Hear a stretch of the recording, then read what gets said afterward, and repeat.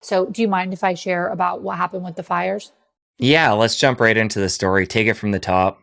Where you were before, what happened to you guys during the fire, and then Yeah. the testing you've had done since and what it showed. Yeah, so I have done obviously, an insane amount of labs. I'm doing thousands of biomarkers every single quarter. So I've done a specific test called the total toxic burden for about 4, probably almost 5 years. This test looks at a variety of things. It looks at environmental toxins, it looks at molds or mycotoxins, and it looks at heavy metals. So heavy metals, things like, aluminum and lead, and then environmental toxins, things like BPA and phthalates and parabens, and then of course molds and mycotoxins, things like black molds or just any sort of molds or mycotoxins. So, I mean, I've had incredibly great results, right? Because I try really hard. I got my first test ever. I was like, okay, I can do a lot better. And then I started to just completely eliminate plastic. I vetted every single product that I use because women are actually estimated to leave the home with about double the amount of these known environmental toxins than men because we're using hairspray and a lot of fragrance and we're using makeup and all different creams. And then we have cleaning products that we come into contact with more. So women are exposed to more environmental toxins. We also detox slower than men. That's, one of the reasons why, even if you were drinking alcohol for say, you would detox it faster and metabolize it faster than I would. But women in general, we prioritize fat storage. So we detox a little bit slower. So I went and really detoxed, got my labs in one of the best places that we've ever really seen at my clinic, at least in terms of environmental toxins, is incredibly low. I only had, on my test prior, I had a little bit of glyphosate, which is amazing because I don't eat any inorganic food. I have filtered shower water. I drink only filtered water. It just goes to show that glyphosate is so pervasive. It's the most sprayed crop worldwide, or sorry, in the US at least. I'm not sure worldwide, but it's sprayed on everything. So almost every American has it. So I had a little bit of glyphosate. And I had a little bit of gallidium, which was from an MRI. So I was aware that that would be there. That was 2 toxins in the medium range. I did a total tox burden, the same test I've been doing kind of like mid-fire. So the fire started on January 7th. I got the test on the 18th. It was unlike anything I've ever seen before. So heavy metals, massive spike. BPA went through the roof. I had dry cleaning chemicals. I had all of these different, mycotoxins in my body, things that I've just never seen before. My medical team actually didn't believe that this was mine. But if you think about it, it makes so much sense, right? So we had 16,000 structures burn. Think about all the things, tons of plastics in the home, cars burning, Teslas, smart batteries, dry cleaning centers being burnt to the ground, all of those chemicals just put into the air. And I have an inordinate amount of air filtration, right? I understand that air quality, can reduce your lifespan. So we breathe more than we do anything. So I have a HEPA and carbon filtration in every single room. And still, that was my test. And I wasn't even in the thick of it. I'm over here in the Hollywood Hills. Most of the devastation was like in the Pacific Palisades. So there was a lot of space too. I stayed inside, stayed in air filtration. I have little air filters. I have air things. So it monitors my air quality in addition to my air filters all around my home. The PM 2.5, which is, a particle size measurement, never went any higher than it was before the fires. So that just goes to show you that inside the home, even though I was doing all the things, my labs are completely unacceptable.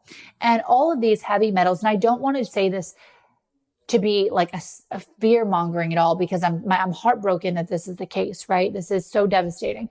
But I think people also have the right to know, because honestly, no one from California government side is telling us the truth.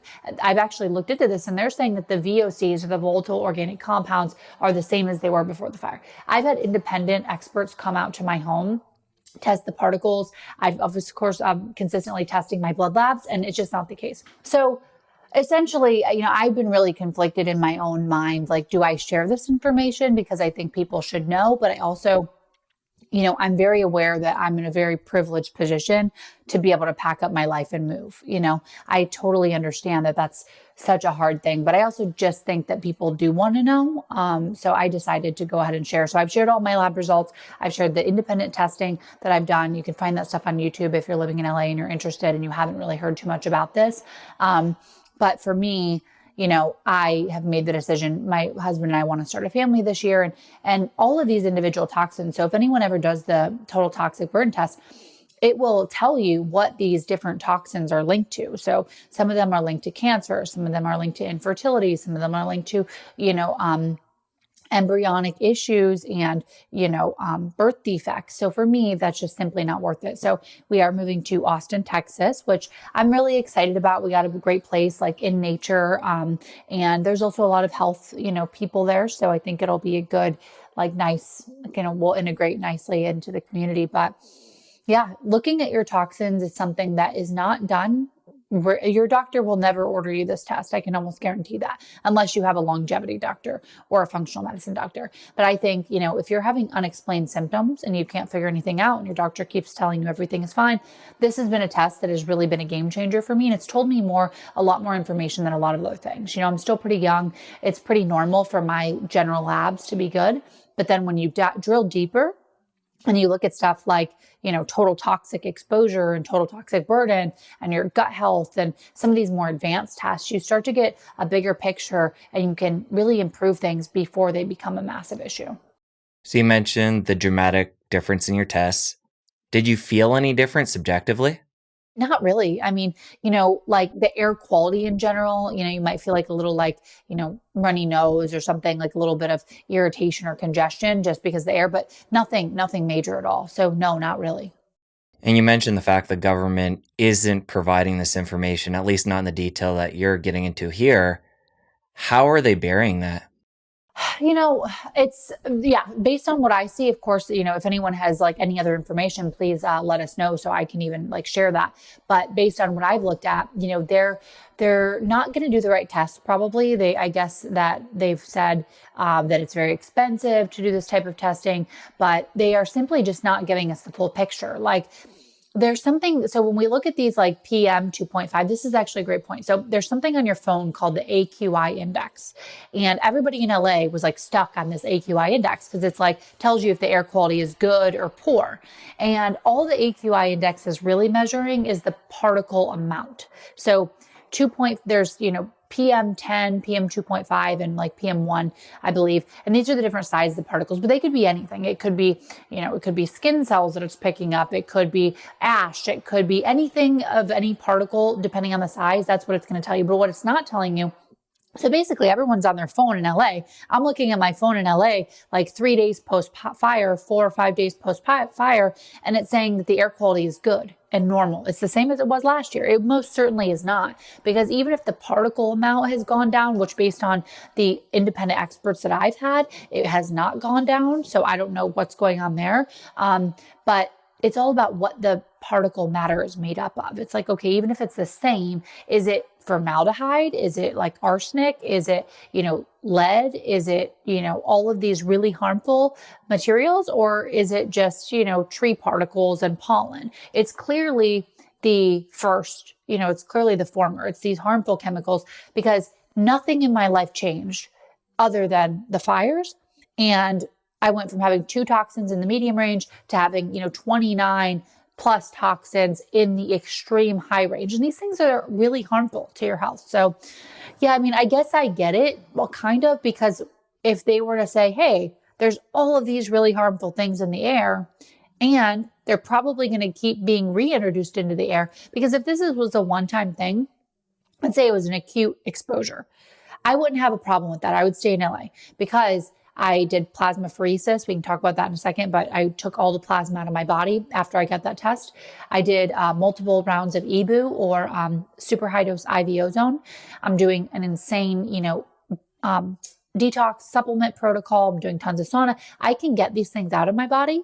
But the problem is that as they go, the way I feel about it at least is, as they go to continue to clean up this disaster over the course of the next few years, they're going to be keeping to reintroduce it into the air, and it's going to get blown all around, and we're going to be exposed to it again. And breathing is one of the worst ways to intake a toxic substance, because you're bypassing your defense mechanisms, and your lungs are loaded with all these capillaries and blood vessels. So it's just hitting your bloodstream at a super high rate, really quickly. You mentioned the re-exposure as they're cleaning up, which is a really good point. Given that factor, and just in general from the fires, Have you seen any independent testing showing that the air is getting better over time? I haven't seen anything. I will be honest though, since I've already decided to move, I haven't been like investigating it super hard as of late. But as of about a month ago, which we're now at the end of March, so a month ago, probably like the end of February-ish, is when I actually, sometime in February, I had an independent expert come out saying, the particles were like 3x the number that they normally were.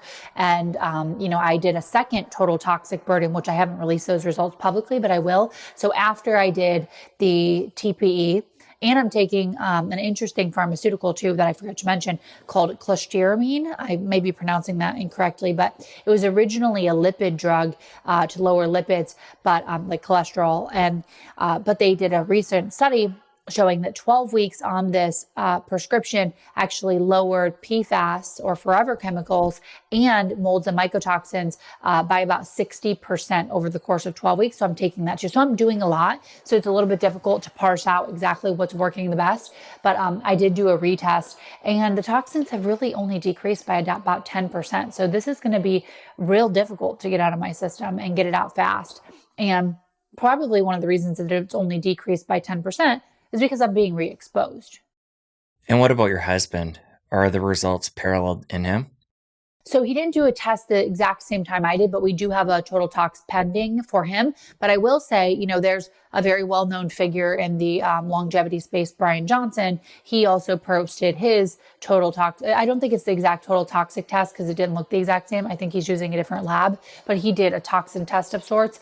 And just based on what I read on his tweet, that, he had similar results like elevations and in all sorts of environmental toxins. And, so it seems to be pretty consistent. I've also talked to doctors that are doing these on their patients all throughout LA, and they're just seeing things that they've never seen before. Earlier, you mentioned the fact that you and your husband, part of your daily routine is to do a walk, I think close to an hour. Since the fires, have you guys been omitting that part of your day? Yeah, actually, it's very sad. It's really sad to us because that's like why you live up here. We took a couple walks with some masks on, and I was just like, this is not the same. So yeah, we've actually been really just omitting that, doing, more treadmill stuff at home. I'm going to the gym more and doing treadmill, which I really don't enjoy. But as soon as we get to Austin, we'll definitely be incorporating that because there's so many benefits. It's not just the walk, it's the nature, it's the fresh air, it's the sun. But yeah, unfortunately, we've had to amend that since the fires. And the time spent together as a couple. Totally. And just relaxation and, being in a peaceful setting. It was such a blessing to be able to do that. And I'm so sad that, we just unfortunately can't. Exciting news, though, about the move. When do you Yeah. guys get into the new home? We're just wrapping that up as to when we get the keys, but I think sometime, I'm going as soon as I can. I think sometime mid-April. I think I'm gonna head down there. Maybe there's something called the Health Optimization Summit that I think I'm gonna head to. That's I think the 12th. So I'll probably just head down there and then probably just stay. So I'm trying to recruit as many people from LA as possible because I love people and I want them to be safe and I don't want, to be causing a massive upheaval, but it's just like people should know this. Obviously, the health movement is strong in LA. What do you think you'll miss the most? The community. Yeah. I mean, I think that there'll be a really good community though in Austin, which is one of the reasons why we chose it. I think like if I had my ultimate health home, it would be, and we will have this at one day, probably in a few years, but it would be middle of nowhere, no EMFs, no air pollution or to the lowest air pollution as possible. And we'll build what is called a biological home. So, you do everything the right way. So EMFs are limited because you hardwire everything. You do the right wiring because even if you're wiring this, I'm not an expert in, but I do have friends that are like biological home builders. Apparently, if the wiring's not done right inside the home, it emits more EMF and RF than normal. So we will actually ground the floors. So you'll be getting grounding when you're on the floors, just the whole 9 yards. That's my dream. But yeah, I'll miss LA community a ton. It's been amazing for, just hanging out with people in the house space. I will really miss the weather. The weather's so nice. Austin gets super hot in the summer, so that'll be interesting. The weather's always perfect, and it's just a beautiful, beautiful place. The geography is so gorgeous. You have the ocean, you have the mountains, and hills, and living in the hills is just like so beautiful all the time. I mean, look at my background. It's so lush. We just have so many interesting plants, and it smells great all the time, from the flowers normally that are everywhere. So there'll be a lot to miss. And you mentioned earlier your mom being in Ohio. Yeah. Your clinic's there, you came from there. Yeah. How long has it been? And did you notice improvements in your health coming to LA? Well, I've been in LA now for about a year and a half full time. And unfortunately not. I had better health when I was in Ohio, like in terms of just exposures, because there's less there. It's a more polluted city. I mean, I did enough to make sure that I maintained and, things were going well, but I do so much to detox. But in general, we know that the air pollution is worse than smaller markets like Ohio. So more rural areas, unless you're like next to, let's say, a farm spraying glyphosate, or next to some sort of like facility that is polluting you, rural areas are better for health because the air quality is just better. And you quickly mentioned a couple different treatments you had done since the fires, one involving plasma, and I watched your video on YouTube where you go through the whole process there. But take us through in a general sense what that is and the benefits. Yeah. So, if you've ever gotten like a PRP treatment or anything, platelet rich plasma. So when you take your blood out and you spin it down, you get this like top, and it's this like kind of gold, right? This like gold color. So that's your plasma.